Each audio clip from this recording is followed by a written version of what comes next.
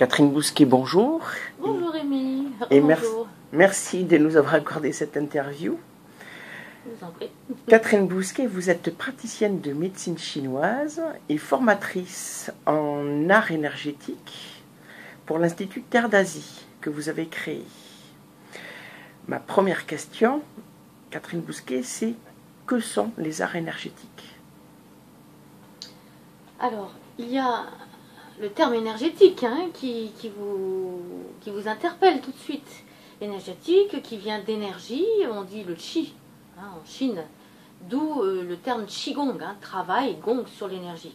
Donc art énergétique, forcément, on va travailler sur cette énergie, sur ces énergies du corps qui nous appartiennent en propre. De même qu'elles appartiennent à l'univers tout entier, puisqu'on est dans une conceptualisation de l'homme un petit peu holistique, dont la médecine chinoise est très très représentative. Donc l'homme est en fait un microcosme dans ce grand macrocosme qu'est l'univers. Il est à l'identique de cet univers qui est composé de mouvements, et ces mouvements définissent l'énergie, la vie. C'est en fait le mouvement. Le qi, c'est le mouvement de la vie. Et dans le corps, vous avez quantité d'énergie qu'il nous appartient de préserver, d'harmoniser. Il y a un terme d'harmonisation qui est important en médecine chinoise, un équilibre dans lequel l'homme doit se mouvoir comme la nature tout entière se meut entre les cycles naturels qui sont le jour, la nuit, le développement des saisons, la mort, la renaissance. Ce sont d'éternels cycles qui reviennent de façon très régulière et qu'on retrouve également chez l'homme. Donc ce terme art énergétique consiste déjà à harmoniser la circulation du qi dans le corps. On verra peut-être plus tard à quoi sert aussi l'énergie dans le corps humain. Elle ne sert pas qu'à circuler toute seule, non, elle sert à véhiculer d'autres substances. Mais en tout cas, concernant cette question-là, une fois qu'on a harmonisé la circulation du qi et des fluides, on va déjà se préoccuper de sa propre santé. La première chose, la première recherche dans les arts énergétiques, qu'on appelle aussi le qigong, dans les neijia, dans les arts internes, puisque vous avez aussi les arts externes dont se représente Shaolin, nous c'est plutôt l'école Wudang, eh bien consiste à préserver sa santé, voire à prolonger la vitalité. On dit que ce sont des arts de longévité. Préserver sa santé, c'est-à-dire restaurer l'équilibre du corps, l'harmonisation du qi, partout dans le corps, en haut, en bas, dans les membres, de façon à pouvoir finalement se défendre. C'est un art défensif, l'art énergétique chinois. Ça a donné naissance aux arts martiaux. Du reste, quand on considère vraiment le qigong, je posais la question même à mon ex-mari, qui est chinois, qui est resté en fait mon maître. Il y a aussi une tradition comme ça de maître à disciple en Chine que je respecte, que je conçois fort bien, que je respecte. Je lui disais enfin, le qigong, c'est peut-être uniquement un art thérapeutique, pas martial. Et bien même cette énergie qu'on a dans la petite boule des 5 organes, qui est une des formes de qigong, eh bien c'est déjà un art martial, c'est une application martiale. On a l'impression que tout sert en fait en qigong l'art martial, l'art de défense, l'art de combat. C'est déjà un art de défense effectivement contre ses propres faiblesses, son ego, ses émotions perturbées qui deviennent souvent des émotions négatives. Donc c'est déjà l'art de se défendre contre ses propres faiblesses, donc de les métamorphoser, de les transformer en émotions positives déjà, et ces faiblesses en force. Donc déjà un art de santé. Et ensuite, par extension, effectivement, par développement, par certains mouvements qui développent cette énergie en soi, plus que la préservation de la santé, vous voyez, déjà on est dans un art de fortification, de développement de l'énergie, de sa vitalité. On renforce donc ses propres défenses, ses défenses immunitaires, ce qu'on appelle le Wei Qi, en médecine chinoise, le Qi défensif. Eh bien, on va arriver petit à petit à développer, à sentir, puisque là, on parle de sensation, effectivement, on développe aussi l'art du ressenti. On arrive à sentir comment le corps s'articule, comment cette énergie est véhiculée. C'est pour ça que c'est extrêmement intéressant, le Qigong. C'est un art de toute une vie, c'est un art d'approfondissement. C'est pour ça qu'on dit neijia, des arts internes. On n'est pas dans l'apparence d'un mouvement, on n'est pas dans de la danse, on est dans une gymnastique entre guillemets. C'est vrai qu'on dit gymnastique parce qu'on s'adresse au corps physique, tout passe par le corps physique de façon après à grandir vers une énergie de plus en plus spiritualisée. Donc en partant de ce corps physique, donc de cette santé vitale, vraiment qui tient au corps, on arrive ensuite à équilibrer nos émotions. Elles sont toutes rattachées à un organe. Elles ne sont pas là par hasard dans le corps. Elles ont vraiment une application évidente dans nos organes. Elles fortifient ou elles affaiblissent nos organes qui sont aussi, on en parlera peut-être certainement puisqu'on est là pour parler des théories fondamentales de la médecine chinoise. Nos organes sont une véritable manufacture par laquelle passe la réception, la division, la transformation, une véritable alchimie interne qui est due à nos organes. Donc de cette réception des énergies extérieures, on en parlera aussi, la nourriture, l'air, en énergie, en substance corporelle, le sang et l'eau. Et petit à petit, donc, cet ensemble de substances qui travaillent par le biais de l'énergie qui les véhicule, va donc construire une sorte de force élastique que l'on ressent, puisqu'on était voilà, dans cette évocation de la sensibilité que l'on développe aussi avec le Qigong. Donc ça n'est pas la gymnastique de l'apparence, encore une fois, c'est une discipline de la vitalité, du ressenti, qui va faire qu'après, en développant, en sentant cette énergie de plus en plus élastique et forte, elle va servir aussi l'art guerrier, l'art du combat. Même la médecine chinoise de l'acupuncture ou du tuina, même du massage, sont des arts un petit peu guerriers parce qu'effectivement, on est dans le principe de soigner le mal par le mal. On s'attaque au mal avec des accessoires qui sont l'aiguille, qui est incisive, qui est intrusive même. Et lorsqu'on applique vraiment, lorsque je parle d'acupuncture, effectivement, la méthode traditionnelle chinoise, eh bien, c'est pas qu'on fasse mal, il faut éviter cette notion de douleur. Mais c'est une sensation forte qui intervient lorsque l'aiguille pénètre à l'intérieur du circuit énergétique qu'on appelle les méridiens pour justement défaire le mal qui est dû soit à une stagnation, une déficience ou un excès dans la circulation du chi, du sang et des liquides, et qu'il appartient à l'aiguille de débloquer, de régulariser, d'harmoniser. Et bien c'est une sensation forte déjà qui commence comme ça, dans cette sensation que cet art, comme dirait mon ex-époux, auquel je dois quand même pas mal de choses, je lui dois vraiment tout l'enseignement du Qigong, des arts martiaux internes qui sont aussi le Tai Chi Chuan, qui sont aussi le Pa Guozhang, qui est un kung-fu rapide qui garde sa vivacité, sa souplesse. Eh bien, je dois cet enseignement, c'est vrai, à maître Ku-Ling Zhang, et qui est le premier à dire que l'acupuncture, puisqu'il est aussi praticien, médecin chinois, un art guerrier. On soigne le mal par le mal, on travaille en art énergétique une discipline qui vise déjà à combattre un peu ses propres faiblesses. On disait aussi l'ego. Il y a certaines écoles attribuent à l'ego une qualité positive qui est forcément l'amour-propre, il faut en avoir. Mais il y a aussi toutes les erreurs qu'apporte l'ego.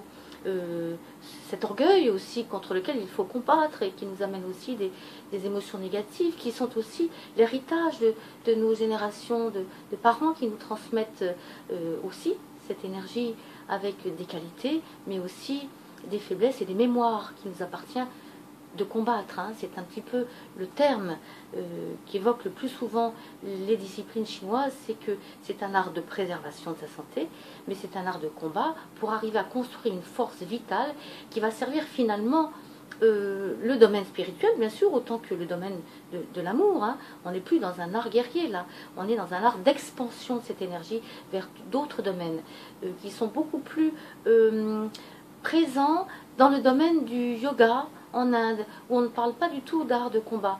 On parle surtout, puisque c'est un petit peu, enfin ce sont complètement les mêmes théories de l'énergie. On dit prana en Inde, on dit chi en Chine, mais en fait on parle effectivement de développement du chi, de l'énergie, pour viser en Inde un domaine d'expansion de la spiritualité, qu'on retrouve aussi dans le taoïsme. Le taoïsme est une philosophie de vie, plutôt qu'une religion, même si vous avez le Dao, qui veut dire aussi religion taoïste, mais on est ici dans ce dont je me représente, dans une application de l'énergie au niveau de la santé, ensuite au niveau martial, et puis par le biais de la méditation, on vise aussi à une extension de l'énergie vers effectivement le domaine spirituel. L'homme, il tient sur cette trilogie, le corps, le cœur ou l'âme, parce que le cœur loge en fait en Chine toutes les émotions, et puis l'esprit. L'esprit qui donne cette expansion vers le spirituel, qui est aussi un mot très vaste, très large, qui englobe quantité de concepts.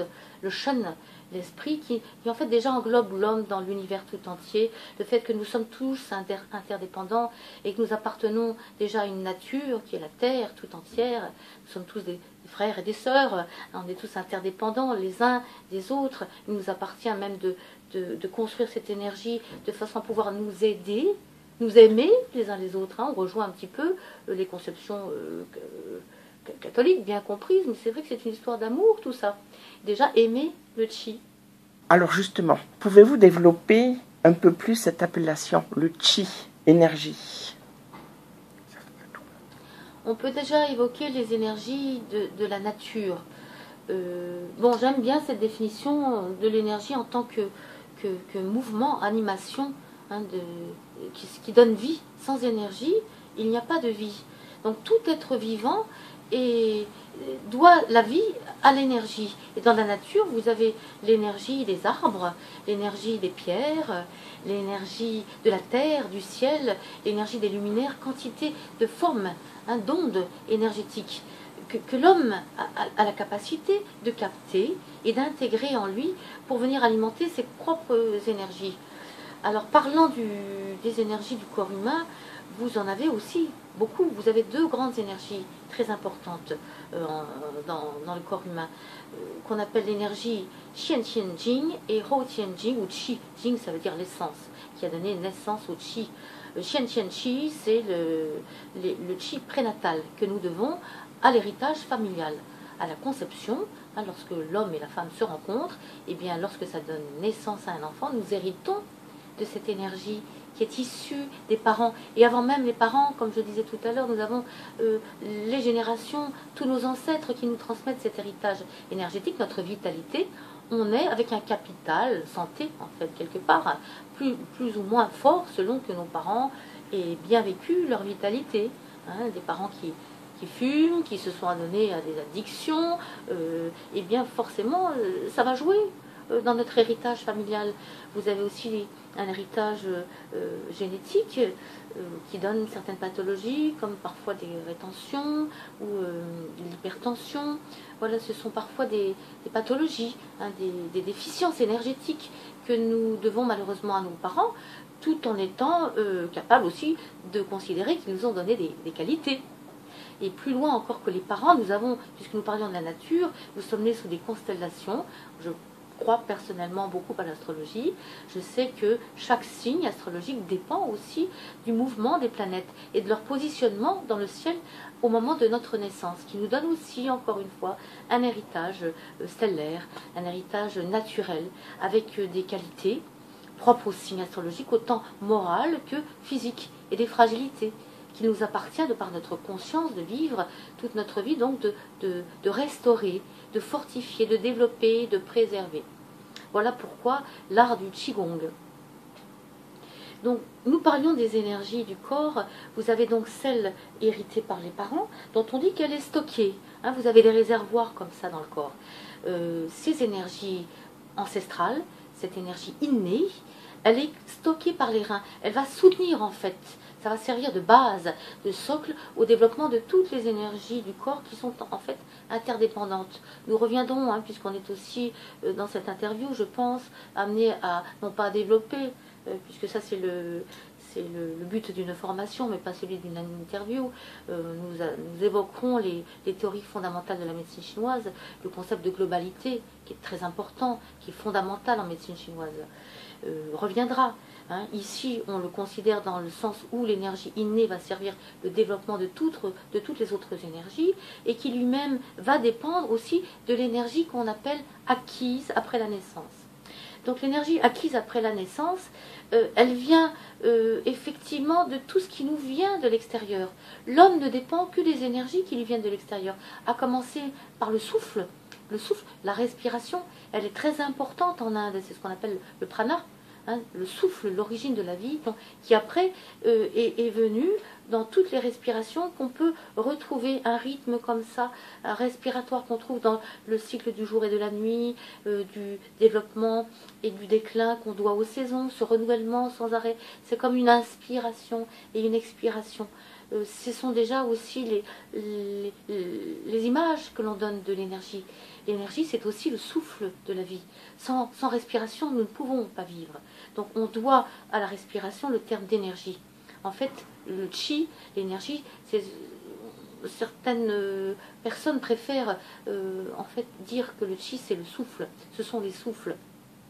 On a donc déjà le souffle de l'air que nous respirons et que nous allons pouvoir travailler sous forme d'exercice respiratoire pour décupler en fait cette faculté naturelle à respirer.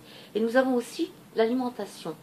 Hein. Nous nous nourrissons de façon à pouvoir non pas évacuer ce que nous mangeons bêtement par les selles et par l'urine, mais de façon à fabriquer le sang et les liquides. À notre santé, en fait, elle tient à la circulation harmonieuse du chi de l'air et de la nourriture qui se combine dans le corps de façon à nourrir les organes, les tissus, les articulations, l'ensemble du corps. Et l'énergie, elle est là pour faire circuler ces substances. Nous devons à l'estomac et la rate ce qu'on appelle donc l'énergie acquise, Rotienchi, après la naissance. Donc voilà deux grandes énergies importantes.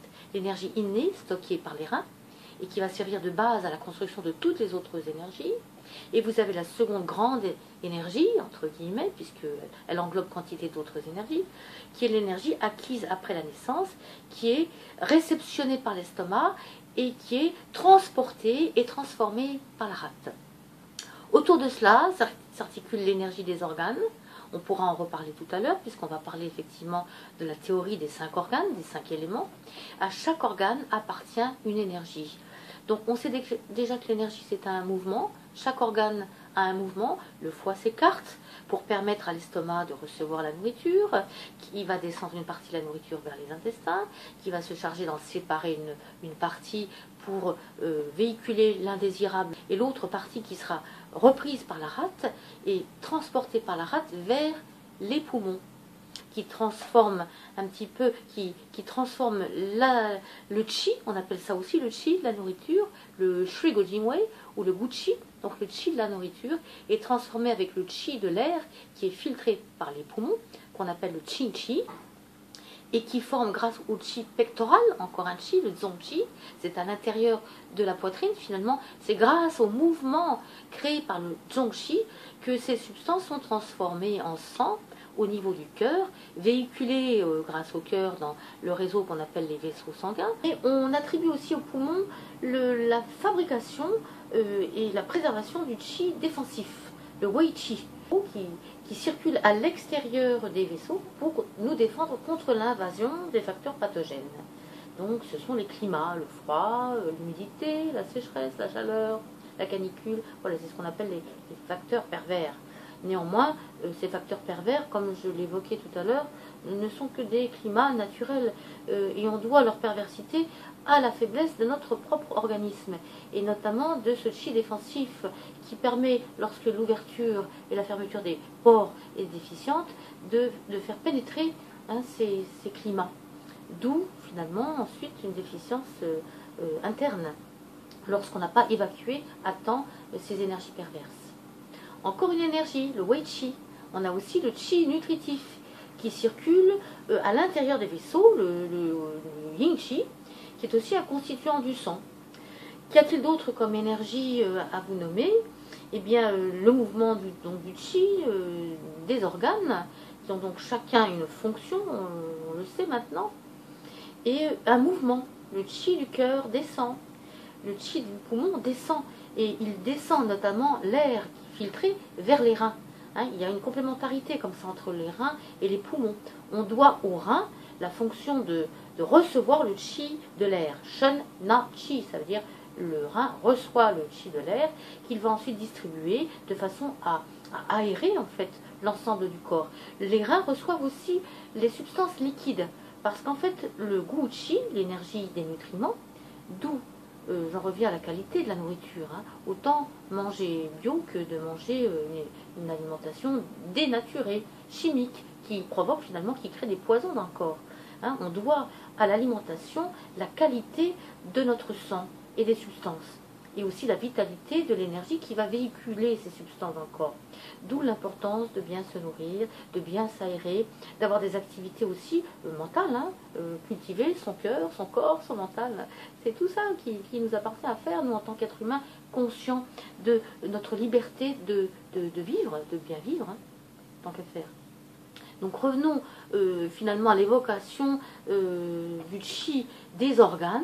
Le chi des organes, donc notamment celui des reins, permet aux reins de réceptionner le chi de l'air, filtré par les poumons, et les substances finalement séparées des substances solides, qui vont servir à la fabrication du sang, qui a comme pour fonction de réchauffer tout l'organisme, et vous avez aussi la fonction qu'on doit aux substances liquides, d'humidifier le corps, hein, qui tient à un équilibre entre, on a un équilibre homéostatique entre une température idéale, 37-38 degrés dans le corps, qui est celle donc d'être nourri et humidifié grâce à ces substances par le biais des organes. Une partie des substances liquides réceptionnées par les reins va être ensuite véhiculée vers la vessie. Donc encore une fois, une notion de division des substances entre elles, entre l'indésirable, la partie liquide qu'on ne désire pas, qui sera comme pour la nourriture, qui va servir à la fabrication des sels, et ici la fabrication de l'urine, qui est stockée, ensuite expédiée via la vessie sous forme d'urine. Et l'autre partie nécessaire au corps, à l'humidification du corps tout entier, eh bien, reviendra à la fonction des reins, qui est celle ensuite via le triple réchauffeur. C'est encore une notion qu'on a rajoutée en médecine chinoise, le triple réchauffeur qui va servir le véhicule d'un méridien. Le triple réchauffeur, c'est en fait l'ensemble des organes du corps, hein, le haut, le milieu, le bas réchauffeur, qui englobe l'ensemble des organes, mais qui a aussi une fonction propre qu'on appelle la voie royale des eaux. Via le triple réchauffeur, eh bien, cette eau purifiée va se charger d'être véhiculée à l'intérieur de tous les organes, de tous les tissus, des articulations, jusqu'au port de la peau sous forme de sueur. Voilà donc les reins qu'on vient d'évoquer. Donc le chi des reins remonte finalement pour véhiculer l'eau et l'air. Que nous reste-t-il à évoquer? Le chi, on a parlé du chi, un petit peu de tout, hein, les reins à la vessie, l'estomac à la rate, les poumons qui sont reliés au gros intestin, et le cœur qui est relié à l'intestin grêle. Vous voyez, il marche par binôme. Il marche par binôme. Est-ce qu'il n'y aurait pas une relation avec le yin et le yang? Eh bien, on va dire, vous me retirez les mots de la bouche. C'est vrai que, ben voilà, c'est vrai qu'en ayant évoqué le chi, les organes, et on n'a pas évoqué tous les organes, on y reviendra peut-être, on en revient à ces théories fondamentales de la médecine chinoise. Les théories fondamentales de la médecine chinoise, elles reposent essentiellement sur, effectivement, la notion de chi, vous voyez, qui est extrêmement importante, c'est sans énergie, il n'y a pas de vie. Hein, je ne serai même pas là à vous expliquer ce que c'est que la notion du chi. Vous avez aussi la théorie des 5 éléments. Les 5 éléments, on y reviendra tout à l'heure, puisqu'on est dans le yin et le yang. Il ne faut pas que je m'égare. Je reviens donc à cette question, et vous avez la théorie du yin et du yang. Et bien effectivement, les organes sont reliés par binôme, de même que quantité d'éléments sont reliés par paire qu'on appelle le yin et le yang. Ne serait-ce qu'à observer la nature. À l'observation tout de suite immédiate, c'est effectivement le jour et la nuit qui sont composés donc de qualités contraires et complémentaires, comme la clarté, le soleil, la chaleur, la lumière qu'on doit à l'expansion du jour, contrairement à la nuit qui considère plutôt le temps du repos, le côté sombre, obscur, le côté passif. Vous voyez déjà, on articule comme ça deux cycles antagonistes mais complémentaires. L'alternance des saisons aussi, l'hiver qui est relié au froid, qui est relié aussi à l'hibernation, c'est là où l'être humain, où tous les êtres vivants du reste se mettent au repos. contrairement à l'expansion progressive, puisque vous avez des saisons intermédiaires qui sont le printemps ou l'automne, où on va donc vers une expansion, vers une éclosion, vers une explosion de la vitalité à nouveau, qu'on considère l'été sous forme de chaleur, la germination qui donne après le fruit. Et à nouveau, une fois que le fruit tombe, eh bien on est aux récoltes, on engrange ces récoltes, on est dans une mort apparente, une mort qui n'est qu'apparente, puisque sous le sol, l'hiver se prépare à nouveau les nouveaux germes de la renaissance et de l'éclosion à nouveau de cet éternel cycle des saisons qu'on doit donc à une alternance d'éléments yin et yang pour ne nommer que les saisons et le jour et la nuit, puisque vous avez après à l'infini quantité d'éléments ou de qualités yin et yang qui se juxtaposent pour former un équilibre. Et l'équilibre, c'est encore un terme très important en médecine chinoise. Notre santé tient à un équilibre entre toutes ces substances qui sont véhiculées par le qi, qui s'organisent de façon à nourrir l'ensemble du corps. Dès qu'il y a une stagnation, une déficience, un excès, eh bien on tombe en termes de déséquilibre dans des termes de pathologie. Et dans la nature, lorsqu'il y a un déséquilibre comme ça qui intervient entre ces qualités, idéalement complémentaires, mais qui deviennent contraires, donc qui peuvent s'opposer, on a aussi ce qu'on appelle les cataclysmes naturels. Ce yin et ce yang, ces notions qui sont très bien représentées par le symbole du tai chi, hein. Le tai chi, c'est en fait le yin et le yang qui s'imbriquent, vous savez, hein, le blanc et le noir. Et à l'intérieur du blanc, on voit bien qu'il y a un petit point noir. À l'intérieur du noir, on voit bien qu'il y a un petit point blanc. Ce qui veut dire qu'on n'est jamais complètement yin ou yang. Dans le yin, il y a du yang, et dans le yang, il y a du yin. L'homme est yang, la femme est yin, et dans l'homme, vous avez quand même des qualités qu'on dit féminines, l'intuition, la réceptivité, et chez la femme, vous avez aussi le côté yang, hein, qu'on dit, voilà, actif, directeur, érectif. À l'intérieur du corps humain, c'est exactement la même chose, puisqu'on sait maintenant que le corps est à l'identique du macrocosme de l'univers. Donc dans le corps humain, vous avez effectivement, puisque nous étions partis des organes, pour commencer à s'interroger sur les notions d'éléments yin et yang, les organes sont reliés entre eux, par deux, entre les organes pleins et les organes creux. Donc les organes pleins sont yin, les organes creux sont yang. Estomac, donc ce gros ensemble organique, hein, qui gère l'énergie acquise après la naissance, eh bien la rate est pleine et l'estomac creux parce qu'il reçoit la nourriture. Les viscères, les organes creux, ils ne stockent pas, ils le reçoivent et ils véhiculent, ils transportent. Comme le foie, la vésicule biliaire. La vésicule biliaire, eh bien, c'est l'organe creux, c'est celui qui reçoit la bile qui est construite par le foie et qui va se charger de transmettre la bile aux intestins pour les aider dans le processus de digestion. Le cœur est relié à l'intestin grêle, c'est un peu plus subtil, hein, ça c'est de la médecine chinoise. Autant on peut concevoir que le foie est relié à la vésicule biliaire ou le rein à la vessie, hein, qui réceptionne et qui véhicule l'urine, autant il faut des notions de relation entre certains réseaux du corps pour que la médecine chinoise ait pu considérer que le cœur était relié à l'intestin grêle. C'est pour ça qu'on dit que la cystite, hein, l'inflammation de l'intestin grêle, elle est due aussi à une chaleur du cœur qui descend. Tant qu'au poumon, tandis que le poumon, lui, il est relié au gros intestin. Vous voyez donc des binômes comme ça entre un organe yin et un organe yang. On appelle ça les tsangfu. L'organe, eh bien, dans le corps, vous avez aussi quantité d'éléments yin et yang. L'avant est yin, l'arrière est yang. Vous avez deux grands méridiens médians sur lesquels se trouvent la plupart des centres vitaux qu'on appelle les chakras en Inde.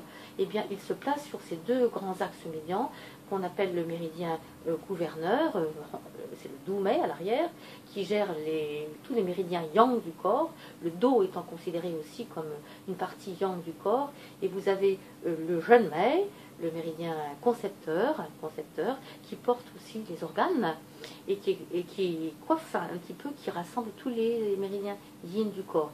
Le haut est yang, le bas est yin, comme dans la nature, hein. La montagne, ce qu'on aperçoit de la montagne comme l'iceberg, n'est soutenu que par la profondeur de la terre qui soutient la montagne, etc. Vous voyez, on est dans un concept vraiment naturel, nécessaire, vital, de relation d'équilibre entre des éléments contraires et complémentaires qui sont effectivement ce qu'on appelle des relations yin et yang.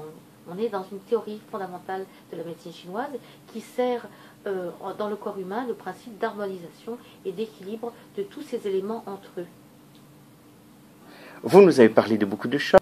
Le qi, le yin et le yang, les 5 organes, est-ce qu'il y a une relation avec les 5 éléments? Ah oui, complètement, oui. Effectivement, là, on a nommé, je pense, à peu près toutes des théories fondamentales. On n'a fait que les nommer, bien sûr, en évoquant peut-être des détails sur la fonction des organes. C'est pas fini, justement. Vous me reliez à moi-même à chaque fois. C'est vrai que les organes sont reliés aux éléments.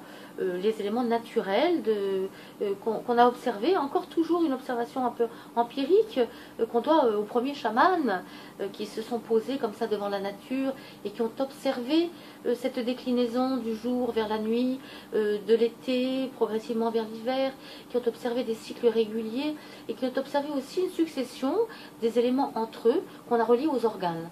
Nous avons donc le foie qui est relié à l'élément du bois. C'est ce qu'on appelle le cycle d'engendrement.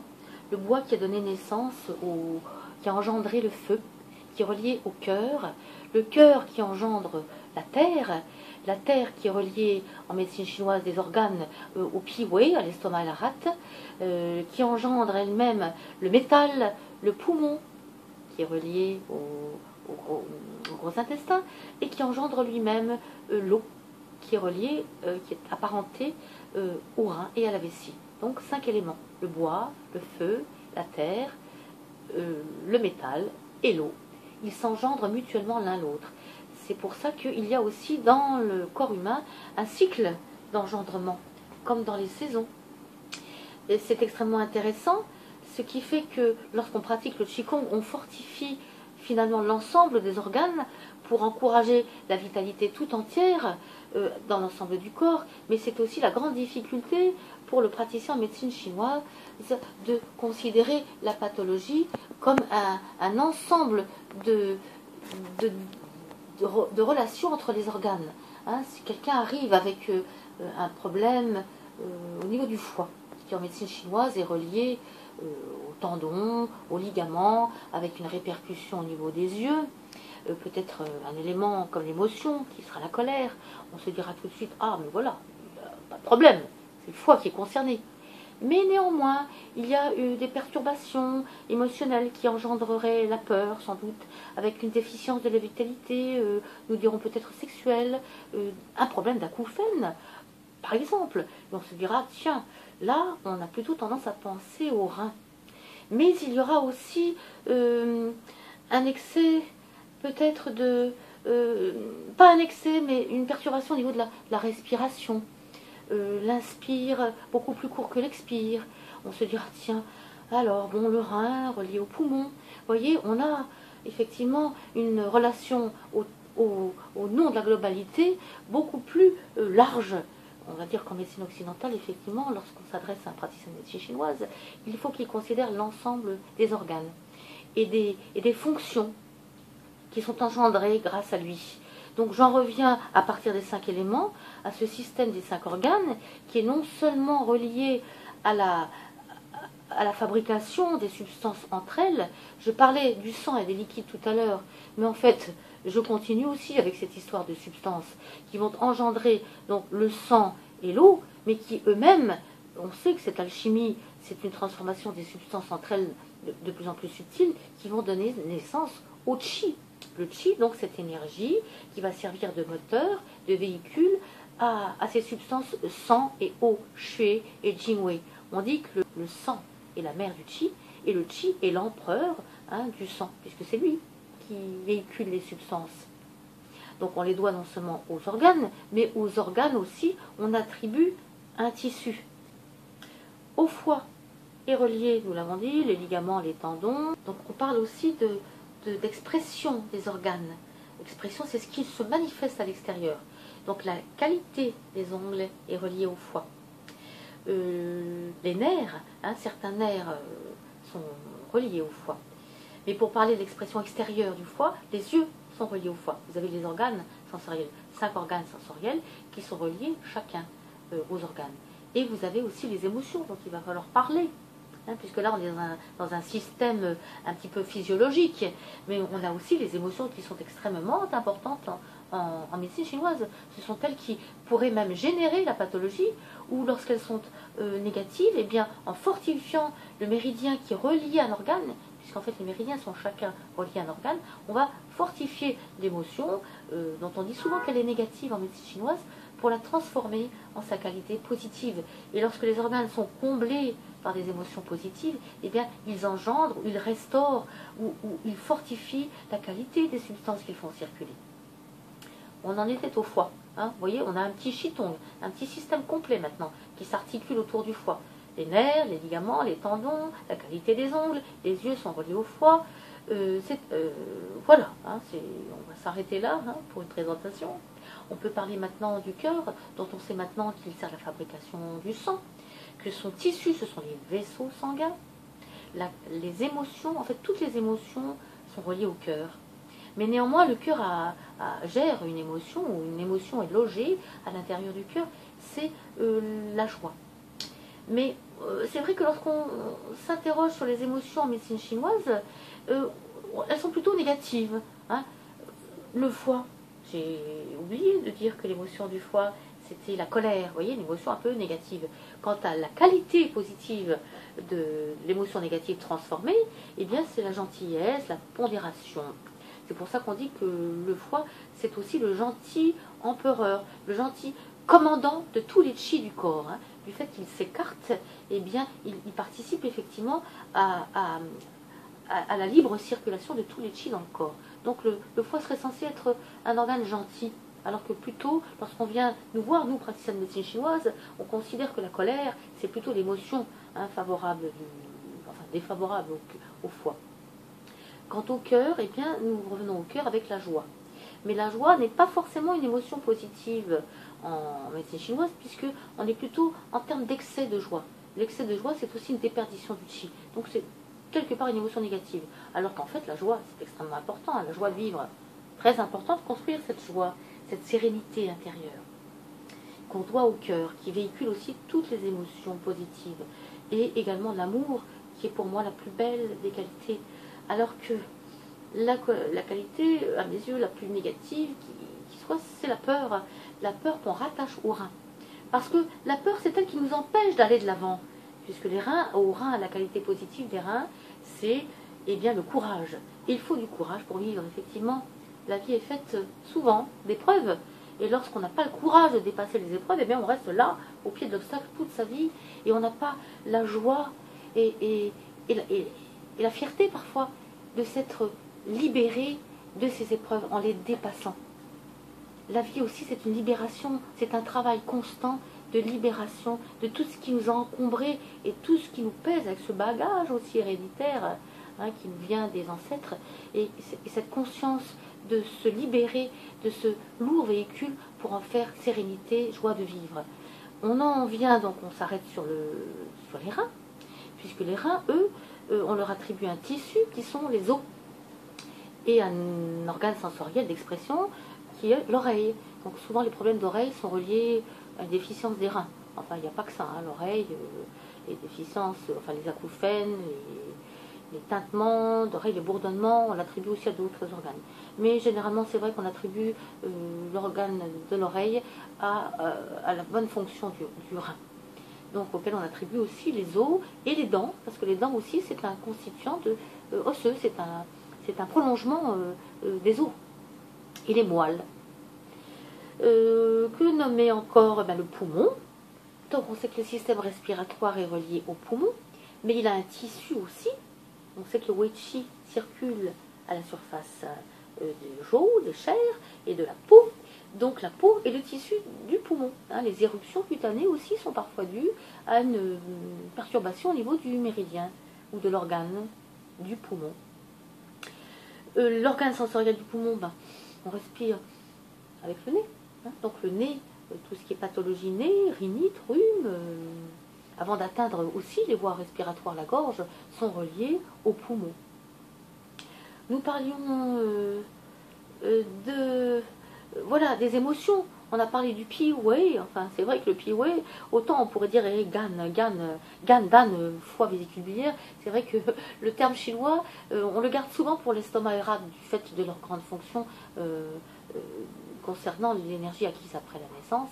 Eh bien, concernant l'estomac et la rate, l'émotion qu'on relie à l'estomac et la rate, c'est peut-être la plus positive de l'évocation des émotions en médecine chinoise, puisqu'on attribue la pensée, hein, la fonction rationnelle de penser. Mais dès qu'il y a une petite perturbation, souvent au niveau de la rate, qui est importante, au niveau du transport, de la transformation des substances entre elles, notamment de la nourriture, et du transport de l'eau, eh bien, on tombe dans une émotion négative aussi, qui est le souci. Se faire un souci d'un rien, au lieu d'être un peu distancié des problèmes qui nous arrivent forcément. Parfois peut-être une problématique à résoudre, mais on peut le faire avec optimisme, en se disant qu'il y a toujours une solution à tout. Et ça, c'est la qualité d'une bonne rate, cette émotion positive. Alors, vous parlez de la manifestation extérieure des organes, la peau, les yeux, le nez et les cheveux, moi qui n'en ai pas. Ah oui, c'est vrai, on va rentrer dans le secret des dieux, là, Rémi. Oui, en fait, les cheveux, c'est attribué aux reins. Et les reins, eh bien, on dit que ce sont les reins qui gèrent la vitalité tout entière, y compris la sexualité. Je ne veux pas vous poser la question, mais je pense que ça n'a peut-être pas d'incidence. Voilà, on attribue aux reins les cheveux. Et le poil au poumon. C'est vrai que quand on est dans le cadre d'une interview un peu spontanée, voilà, on dit certaines choses. De même que dans le cycle d'engendrement des organes entre eux, on a aussi la relation de contrôle, de contre-contrôle, de contrôle excessif, etc. Voilà, on ne peut qu'évoquer certains aspects de tous ces systèmes. Voilà, mais les cheveux, c'est les reins. Et quel est le rôle du Qigong dans tous ces principes fondamentaux ? Alors, le rôle du Qigong, c'est d'avoir conscience de comment l'énergie circule en soi, en relation aussi avec les énergies de l'univers, et prendre parti de ce potentiel naturel que nous avons de recevoir ces énergies-là, pour les faire mieux fonctionner, comme je vous disais en présentation, de façon à réparer des anomalies, disharmonies au niveau de la circulation de ces substances entre elles, de façon à restaurer et préserver déjà la santé, et par extension, puisqu'on parlait d'art énergétique, on développait donc cette fameuse énergie force martiale. Le Qigong, il intervient effectivement par le biais d'une gymnastique de mouvement, d'une méthode, c'est une méthodologie le Qigong, de façon à pouvoir fortifier cette énergie de base. Je pense notamment à une personne que je peux nommer, Yves Requena, dont j'ai entendu un petit reportage, et qui parlait de supra-énergie, comme la supraconscience. Et je reprends ce terme-là parce que, effectivement, il est excellent. On ne se contente pas en Qigong d'avoir une énergie de base, et comme il le disait, c'est déjà un privilège d'être en bonne santé. Mais une fois recouvrée cette santé, eh bien, on peut aller encore plus loin. On peut développer une très forte énergie qui va nous permettre de la mettre au service de toutes les activités que nous avons au niveau de notre travail, de nos relations avec les autres, de notre rapport à l'univers tout entier. Parce que cette force, c'est un sacré pouvoir, mais c'est pas un pouvoir égoïste. Il faut que ce soit un pouvoir d'amour, de don, de service à l'autre. Et déjà, de se servir soi-même, hein, un service à soi, de conserver cette énergie, de l'embellir, donc par une méthodologie. Que vous dire? Je peux vous confier avant, parce que je pense qu'on est en fin d'interview, hein, voilà, le temps tourne, j'ai les cours aussi qui vont démarrer tout à l'heure. Eh bien, on peut simplement nommer des principes fondamentaux du Qigong, à moins que cela serve un petit reportage ultérieur, où je vous parlerai peut-être, ça serait très bien même de tous les principes fondamentaux du Qigong, avec quelques exercices pour les ponctuer. Donc le Qigong vise effectivement à harmoniser la circulation des fluides, et on sait maintenant, on l'a évoqué tout à l'heure, que la substance des fluides sert à fortifier le corps, le sang à réchauffer, les liquides à humidifier, l'énergie à faire circuler, l'énergie avec son aspect yang, hein, puisqu'on était en qualité yang, le sang et yin, l'énergie yang, à équilibrer tous les aspects yin et yang du corps entre eux, déjà pour la santé. Et cette énergie ces substances bloquent la plupart du temps au niveau des articulations. Da Kei Guanjie, ouvrir les articulations, les portes de l'ouverture du chi, ce sont essentiellement nos articulations. Donc on va effectivement retrouver dans toutes les disciplines du Qigong, le Tai Chi Chuan y compris, le Baguazhang, on est dans les arts internes qui sont tous des Qigong, même si on débouche vers le Kung Fu qui est un véritable art de combat, de préservation mais aussi de combat, avec une expansion de force explosive, et bien passe par ce travail sur le Qigong, où on déploie dans l'espace des mouvements ronds, puisque la rondeur nous permet aussi justement de véhiculer cette énergie à l'intérieur du corps. Donc il y a certains mouvements qui sont spécifiques de l'ouverture de ces articulations. On n'est jamais tendu, raide, contracté en Qigong. On cherche la décontraction.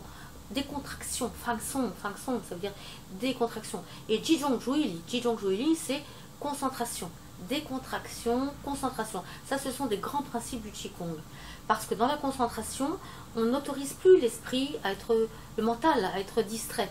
Donc quelque part, on arrive à apaiser ce mental. Et non seulement on l'apaise, comme toutes les techniques de yoga aussi, mais on fortifie cette énergie. D'où l'idée de force tranquille. Hein, la force guerrière, c'est pas tous azimuts, non. On prend le temps de réserver sa force et de l'employer à bon escient.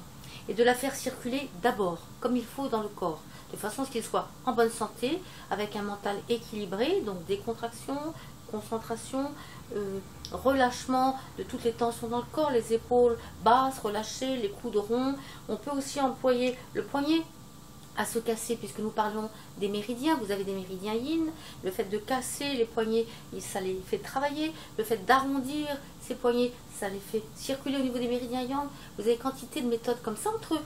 Effectivement, des aspects yin et yang, rond, cassé, le transfert du poids du corps de l'avant vers l'arrière, chu et che, ça veut dire alternance du plein et du vide.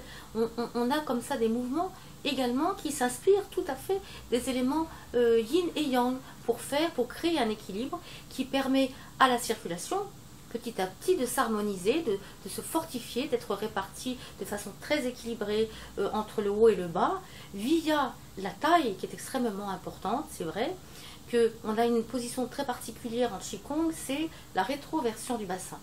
On est naturellement cambré, ce qui n'empêche pas l'énergie de circuler, mais comme on disait tout à l'heure en termes de travail énergétique, eh bien on va, en basculant le bassin sous soi, provoquer la verticalité. Ça, c'est encore un grand principe du Qigong. Le dos est droit. C'est comme un tuyau d'arrosage dans lequel l'eau passe. Lorsque le tuyau est coupé en deux, on a beau ouvrir le robinet, ça ne passera pas. Dès qu'on remet le tuyau dans le bon sens, droit, hop, ça gicle. Donc cette énergie, elle monte par le doumet, dont on a parlé aussi, l'un des deux grands méridiens médians du corps, qui longe toute la colonne vertébrale, pour relier le haut et le bas, et finalement cette circulation dans l'ensemble des articulations et des membres, jusqu'à l'extrémité des doigts. Et la taille donc est extrêmement importante. Nous avons aussi un grand méridien.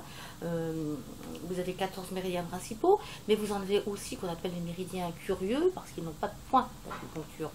Mais ils empruntent les points des méridiens principaux. Et celui-ci, c'est le daimai, c'est-à-dire le méridien, le vaisseau ceinture. C'est comme un lien qui embrasserait l'ensemble des méridiens. Et c'est encore une autre image, là, que voilà, une éponge qu'on vrille pour en extraire l'eau. Et bien là, imaginons qu'on vrille la taille dans les deux sens, de façon à pouvoir extraire ce bouquet de méridiens pour finalement fortifier et véhiculer encore plus l'énergie partout dans le corps. Voilà des grands principes du Qigong, verticalité, on vrille souvent la taille dans les deux sens, de façon justement à extraire le chi, le répartir davantage. On ouvre ces articulations de façon à ce que l'énergie passe mieux dans le corps. Et une fois que cette vitalité, qui dépend aussi de nos organes, qui sont reliés eux-mêmes aux méridiens, est fortifiée, on arrive à équilibrer le système émotionnel, on arrive finalement à rendre cette énergie de plus en plus subtile. Et c'est là qu'après, eh bien, on peut atteindre une dimension qu'on appelle spirituelle, ou alors le mouvement cesse, ou alors s'il ne cesse pas, il se passe à l'intérieur du corps immobile. Il y a une autre sorte de mouvement qui se crée et qui va atteindre ici une dimension beaucoup plus subtile. Voilà, vous avez donc tous les aspects du Qigong. Après, il n'y a plus qu'à pratiquer, comme ça vous comprendrez mieux encore ce qui se passe. Parce que la meilleure façon de comprendre le Qigong, c'est de le sentir. Ça, c'est encore une grande qualité du Qigong qu'on n'a pas dans d'autres gymnastiques. Ou alors le Pilate ou d'autres gymnastiques beaucoup plus tranquilles s'en rapprochent maintenant. Je ne parle pas du yoga, puisque le yoga et le Qigong, ce sont les deux grandes dimensions de l'énergie ou prana qui permettent à travers des postures ou des mouvements de sentir cette diffusion énergétique. La meilleure façon donc de comprendre le Qi, c'est de le pratiquer pour le sentir. Hein, c'est aussi le développement du Yin Tang, c'est-à-dire le troisième œil. Parce que c'est ce qui nous aide, nous praticiens également de médecine chinoise, c'est qu'on n'exécute pas seulement une technique, mais on acquiert de la sensibilité à un sixième sens. Hein. Tous ces Qigong que j'enseigne grâce à mon ex-mari, que je nommerai encore, le docteur Kunling Zhang, eh bien, vise le développement du Shenming. Shenming, c'est la claire conscience. Très bien. Eh bien, Catherine Bousquet, je vous remercie pour cette interview. On sait qu'on vous retrouvera bientôt dans une vidéo plus précise, plus, je veux dire, concrète sur le Qigong, les exercices. Et voilà, et en attendant, je crois que vous avez un site internet. Oui, www.terredasie.net. Très bien. Eh bien, alors à très bientôt. Merci Rémi, à très bientôt, merci.